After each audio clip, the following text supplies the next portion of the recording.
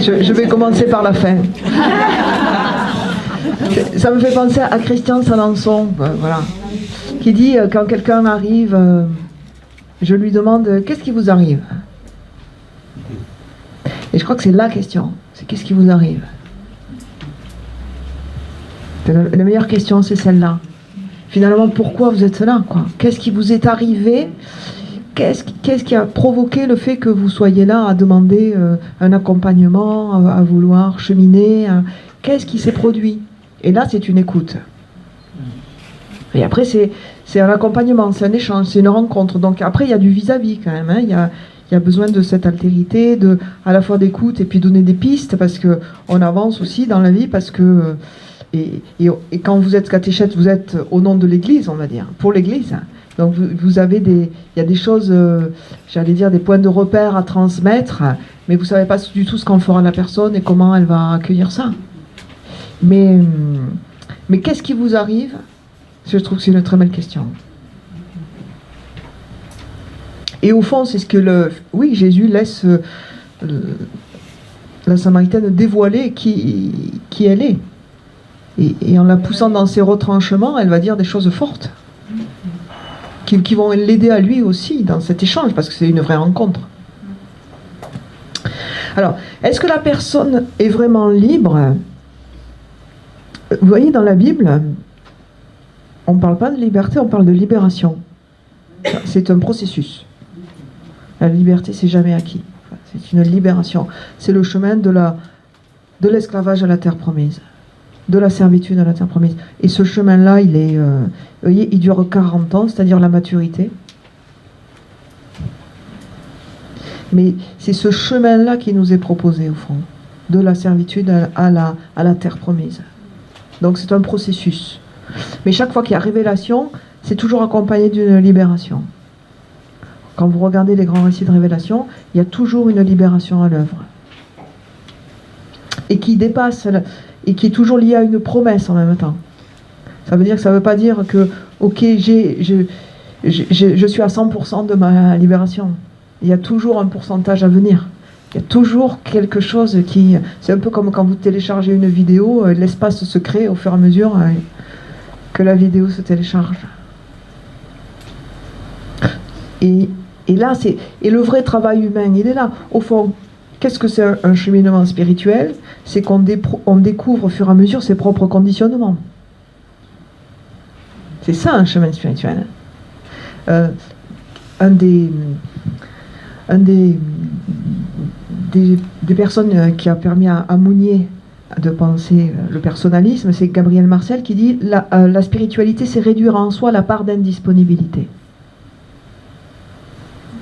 C'est la meilleure définition possible de la spiritualité. Hein. C'est réduire en soi la part d'indisponibilité.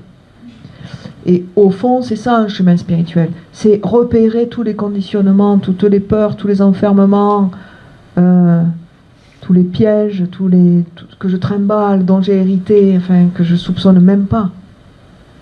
Mais je peux le faire, c'est en ça que je suis libre. Je peux le faire, je peux choisir quel outil je vais prendre, je peux dire oui ou non, je peux dire j'y vais pas, je bug, ok, qu'est-ce que je fais de ça? Donc il y a une liberté, et il y a un jeu, et en même temps il y a un processus. Et c'est vrai que plus on descend, plus on soupçonne des conditionnements qu'on ne soupçonnait pas. On se croit libre, et plus on descend en soi, dans son chemin, plus on repère des trucs qui nous empêchaient d'eux, et ça on ne l'avait pas repéré. C'est étonnant, hein? Mais ça, c'est un chemin spirituel.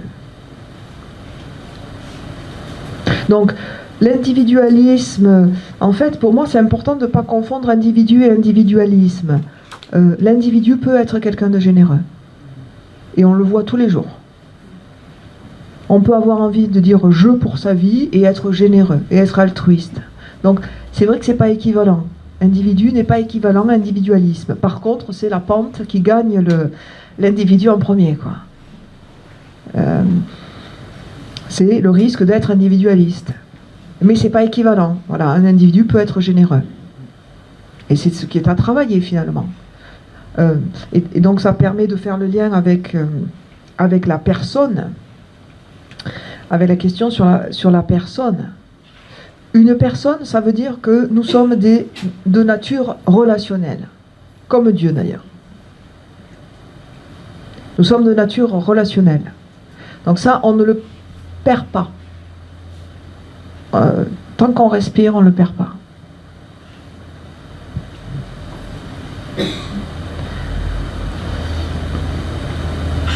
Nous sommes de nature relationnelle, nous sommes des personnes.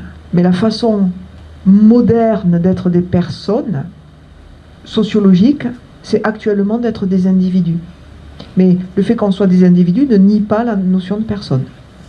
C'est la façon de se comprendre, la façon d'être des personnes aujourd'hui sociologiquement, c'est d'être des individus.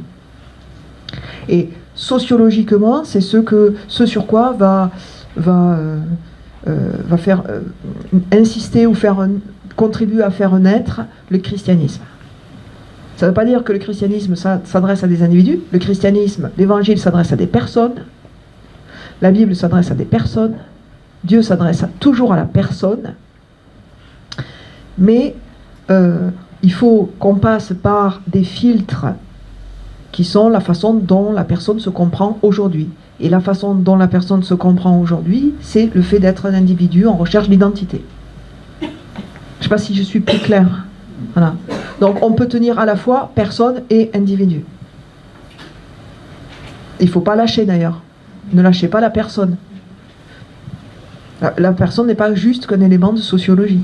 Enfin, l'être humain n'est pas juste un individu, n'est pas juste qu'un élément de sociologie. Il faut aller jusqu'à la personne. Et souvent on s'arrête juste à l'individu. Mais la foi chrétienne s'adresse à la personne. Sur la question de la conscience identitaire, c'est une vraie question qui, en fait, confirme de façon, à contrario, qui confirme la tendance. C'est-à-dire, à partir du moment où on est devenu, on est des individus de plus en plus libres au sens de libres de faire des choix. Ça ne veut pas dire qu'on a tous les critères pour faire les choix, mais en tout cas, on fait des choix. Hein? Ça peut inquiéter. Et il y a des gens que ça inquiète d'être si libre, parce que c'est angoissant. Et quand vous n'avez pas reçu une éducation qui vous stabilise, qui vous permet d'avoir une stabilité intérieure, cette trop grande liberté est angoissante. Donc qu'est-ce que font ces personnes? Ils vont rechercher du cadre. Ils vont rechercher des règles ou des personnes qui vont leur dire tu fais ça, ça et ça. Mais en fait ça confirme la tendance. Pourquoi ces personnes recherchent ça? Parce que le reste les angoisse. Ça confirme que nous avons changé d'époque et que maintenant on demande aux personnes de choisir leur vie, et que les gens qui ne sont pas armés pour ça, qui sentent que c'est beaucoup trop angoissant, ben, vont demander à d'autres de donner les réponses à leur place. D'où les sectes, d'où le djihad, d'où l'intégrisme religieux à l'intérieur du christianisme et en dehors. En fait, ça confirme ça. C'est le symptôme de ce qu'on vit. Et se rajoute à ça le fait quand même que notre société ne prend plus a de plus en plus de difficultés à prendre l'absolu, à prendre en compte l'absolu.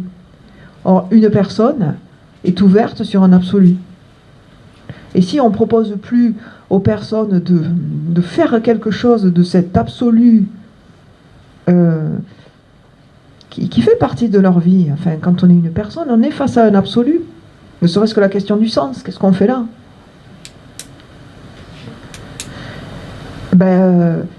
On va retrouver un groupe qui non seulement prend en compte l'absolu, mais en plus en évitant de faire tout le travail sur sa liberté et sur son humanité. Voilà, bingo, on a coché les deux cases. L'absolu, et je fais pas le job, on le fait pour moi. Donc ça, c'est à repérer, parce que vous avez forcément des gens qui sont peut-être dans cette recherche-là. C'est une recherche de réponse pour eux, qui n'impliquerait pas leur histoire, qui n'impliquerait pas leur liberté, qui n'impliquerait pas leur vie.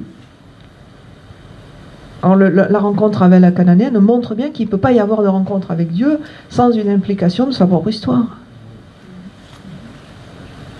C'est la différence entre une secte et une communauté ecclésiale. Ça va, j'ai répondu? Ouais.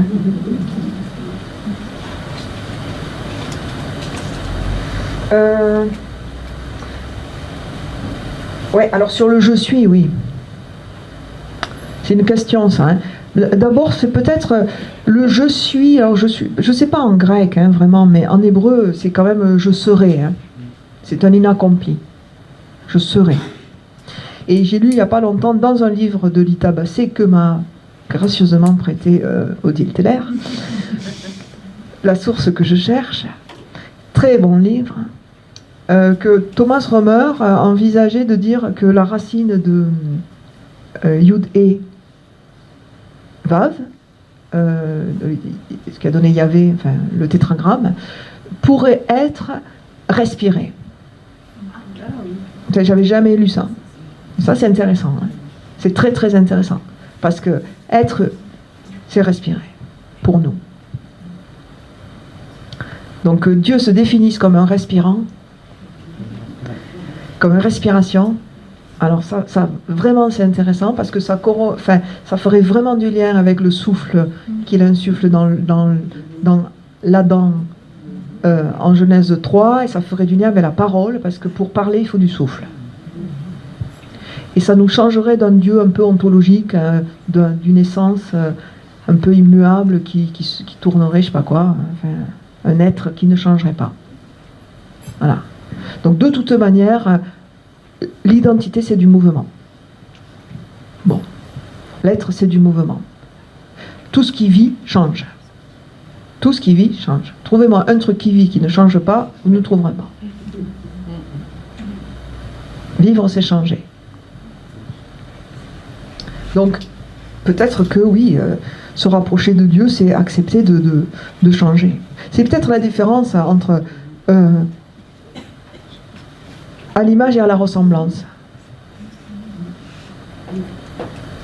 Créer à l'image et à la ressemblance de Dieu. À l'image, ça veut dire qu'on ne le perd pas. Tout humain est à l'image de Dieu, quel que soit son état de santé, son âge, ce qu'il a fait dans la vie. Tout le monde est à l'image de Dieu. On ne discute pas ça. On ne perd pas ça. On ne peut pas perdre. La ressemblance, elle se travaille. Et c'est le chemin humain, spirituel. Voilà. Donc l'homme, il est à l'image et à la ressemblance de Dieu. L'image, elle est acquise. Et la ressemblance, c'est ce changement qu'on va entreprendre dans un parcours spirituel large, hein, que ce soit dans la foi catholique ou autre, ou dans une psychanalyse, ou dans ce que vous voulez. Hein. Mais ce déplacement qui fait qu'on va petit à petit ressembler à quelque chose de plus proche de Dieu. Enfin, pour nous, dans ma relecture chrétienne de la situation.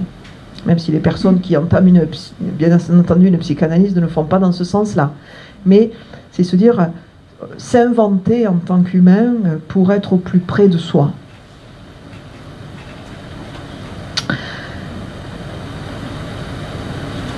Alors bon, naviguer à vue, j'ai peut-être répondu, c'est à la fois accepter l'impuissance, oui, accepter qu'on ne maîtrise pas, mais vous tenez les murs.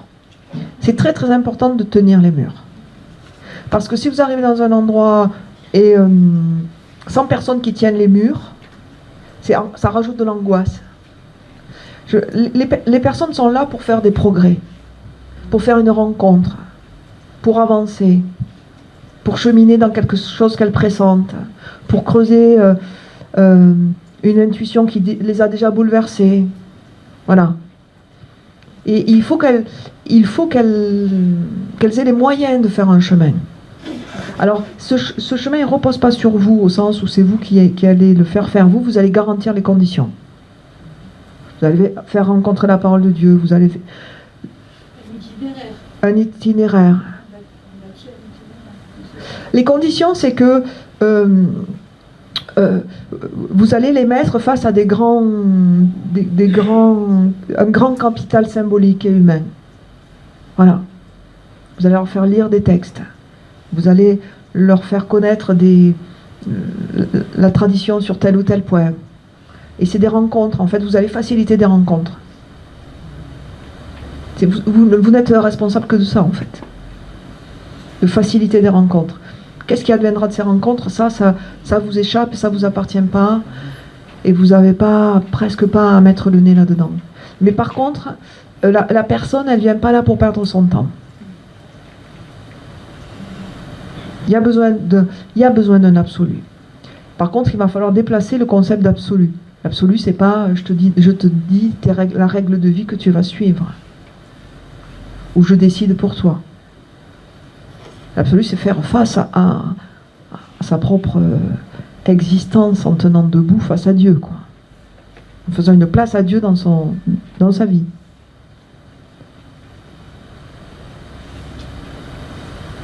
Donc ça, c'est du sur-mesure. Vous allez pouvoir changer de texte en fonction des personnes que vous avez devant vous. Je crois que ça, c'est possible de faire ça. Vous avez prévu un texte et vous dites non, c'est pas ce texte-là qu'il faut. Et avec la difficulté d'avoir des gens très très différents et puis de se dire, mais voilà, le sur-mesure, il peut être de conseiller telle ou telle lecture à tel moment parce que vous avez en face quelqu'un qui, vous sentez qu'il y a besoin de creuser ça et en même temps, le groupe, c'est pas son besoin à lui. Ça vous paraît bizarre? C'est difficile. Je sentais un petit silence un peu différent. Ça, c'est difficile. Nous, on a une personnalité et donc on n'est pas à sentir peut-être, mais à guider la personne dans le choix. Moi, j'ai déjà ressenti avec des enfants, avec des adultes, telle personne, on sent que ça va marcher, je comprends bien ce qu'elle veut dire, l'autre oui, mais je ne sais pas. Lui répondre, ou du moins lui donner l'élément, voilà, c'est ça. Qu'est-ce qui vous empêche ça? On a des affinités, on est des êtres humains. Donc on n'a pas toutes les possibilités non plus. Parce qu'être un être humain, ça supposerait d'être objectif? Non, mais de pouvoir aider. Moi, j'ai eu mes limites, j'ai pu constater mes limites. Mais c'est de là qu'on aide. Oui, mais les miennes, et moi, comment je peux aider l'autre? Non, c'est de là qu'on aide. C'est là qu'il faut pas c'est justement à partir de nos limites qu'on aide. C'est justement, si vous vous sentez par exemple, vous dites, ça me fait penser à tel texte, conseillez tel texte. Faites-vous confiance. C'est parce que ça aura résonné pour vous que ça va résonner pour la personne. Donc là, vraiment, faites-vous confiance.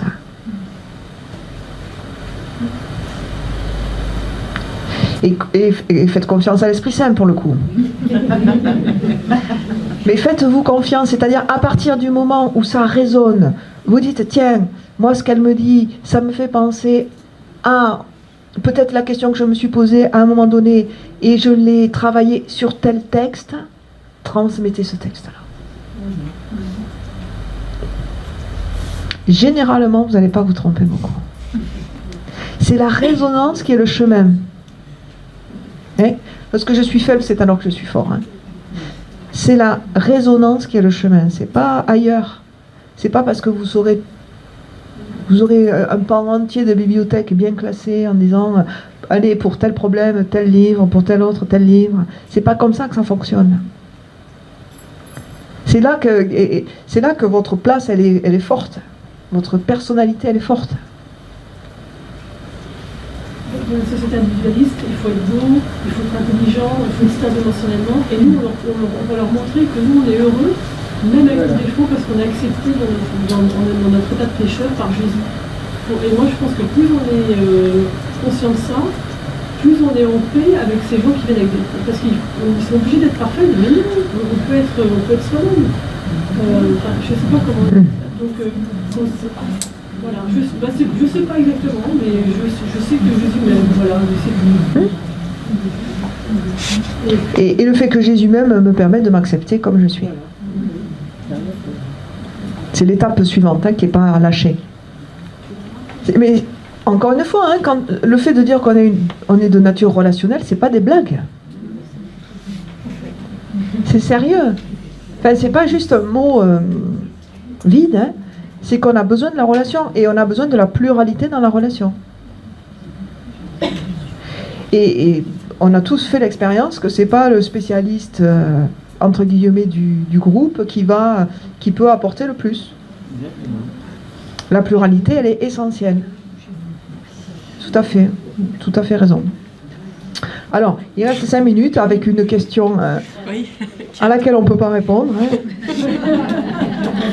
Les contours de l'Église dans 20 ans.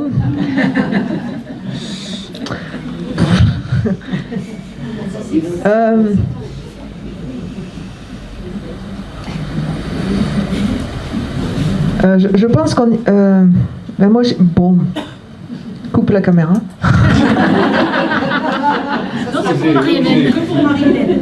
Ouais. Moi, j'ai des peurs, en fait. Si je suis très honnête, j'ai pas peur de l'Esprit Saint. J'ai pas peur de Dieu. J'ai pas peur de l'humanité qui se renouvelle et qui s'affine en même temps. Voilà, je trouve que les générations qui arrivent sont beaucoup plus centrées, beaucoup plus conscientes du sens, beaucoup moins dans l'idéologie. Donc tout ça, c'est très très prometteur. Voilà, je crains la secte. Je crains le regroupement ou le club plutôt que la secte, en fait. Pas la secte, parce que la tradition et le texte peuvent pas... Bon, on voit toujours des dérives sectaires, on peut toujours voir des dérives sectaires dans tel ou tel groupe ecclésial, il y en a eu, il y en aura. Bon, ça, bon, très lié aux personnes. Mais le capital symbolique ne va pas vers ça. Donc ça, c'est une garantie. Par contre, le club, c'est un risque. Voilà. Le club où on se retrouverait sociologiquement, entre personnes d'un même groupe. Ça, je crains ça.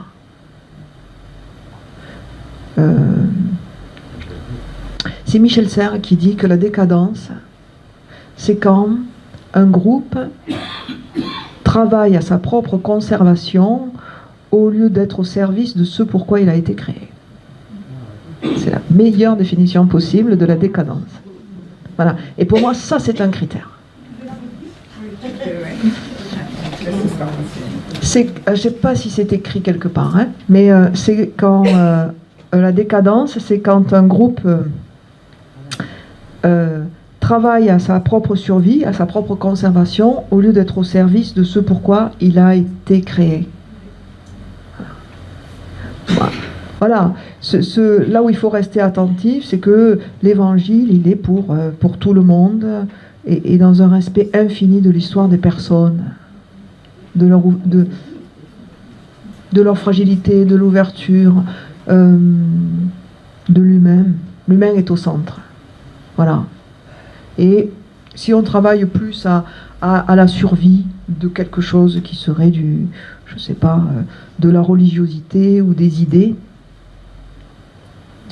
l'évangile n'est pas fait pour des idées ou de la religiosité, il est fait pour l'homme. Hein. Donc moi, ça c'est mon point d'attention. Gros point d'attention. Merci. Merci pour la question. Merci.